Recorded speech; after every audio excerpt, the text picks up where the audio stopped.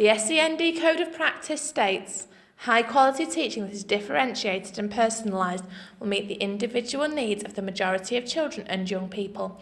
Special educational provision is underpinned by high-quality teaching and is compromised by anything less. On placement, we saw teachers using iPads to support children with SEND in a variety of ways.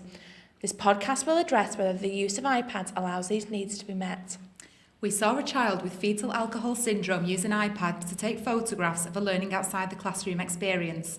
The child had no memory recall, so the iPad allowed them to view the images during the follow-up mainstream lesson as a stimulus.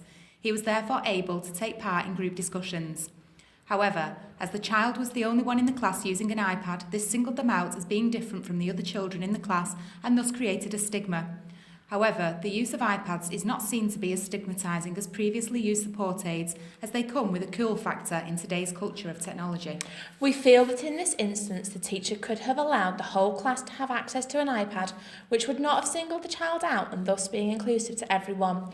This is something we will strive to do in our future practice, although we are mindful of funding as a barrier to this. The school in question had the financial means to provide this for the child, but this may not be the case for all children with SEND. This allocation of funds from EHCP is not always possible, as funding may be required elsewhere, and with the upcoming general election and Brexit, there is concern around funding in schools. In the core subjects, the child was withdrawn from mainstream classes for intervention. This withdrew the child from their peers but was personalised to his learning. However, on one occasion, the child's intervention had not taken place and they were left in the mainstream classroom unable to access the lesson. The iPad was given to the child to use as a time filler and to keep them occupied. Donoghue argues that this is simply a technique for babysitting the child. This therefore poses the question: what is inclusion? Is it the child simply being in the mainstream classroom, or is it them being actively involved in the lesson? Clark and Luckin discuss that technology does not have an impact on learning in its own right.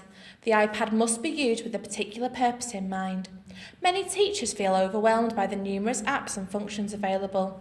As practitioners reflecting on our future practice, we feel that in order for iPads to have the greatest impact on children with SEND, we will need ongoing professional development to provide quality first teaching.